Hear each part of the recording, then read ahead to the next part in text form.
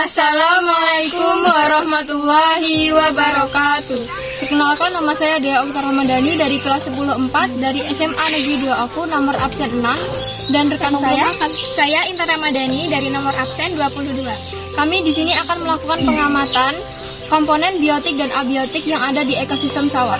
Sebelum itu, kami akan menjelaskan terlebih dahulu apa pengertian dari ekosistem serta komponen biotik dan komponen abiotik.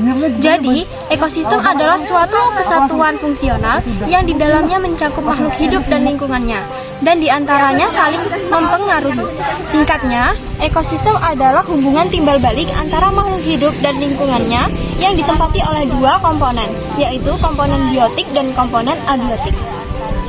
Komponen biotik adalah komponen yang terdiri dari makhluk hidup dan organisme, seperti manusia, tumbuhan, hewan, dan mikroba.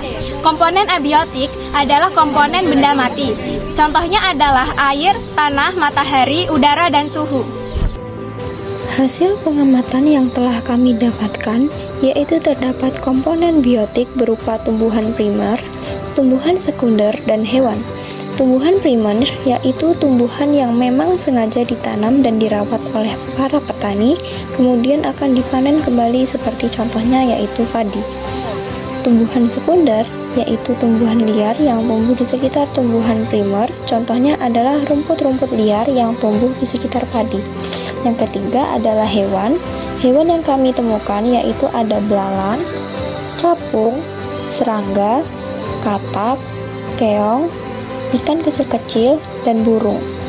Sedangkan komponen abiotik yang kami temukan di ekosistem sawah ini adalah tanah, air, cahaya matahari, dan udara.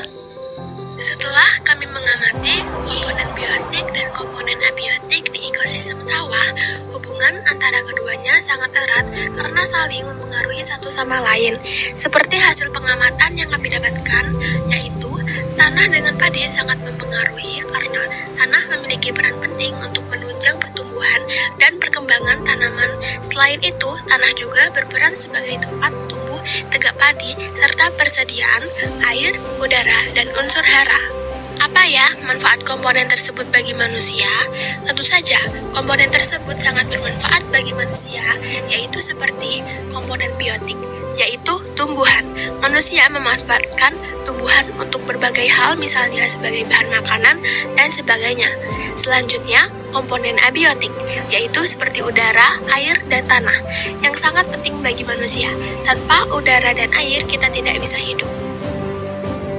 Hubungan antara makhluk hidup yang ada di ekosistem sawah ini adalah rantai makanan. Rantai makanan adalah peristiwa makan dan dimakan antara makhluk hidup. Sebagai contoh rantai makanan yang ada di ekosistem sawah ini bisa dimulai dari padi.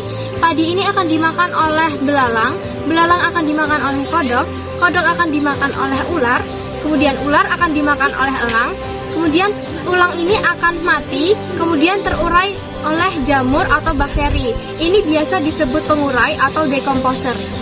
Di sini, padi berperan sebagai produsen yang bersifat autotrof yang dapat membuat makanannya sendiri melalui fotosintesis. Kemudian, ada belalang. Belalang ini merupakan konsumen tingkat 1.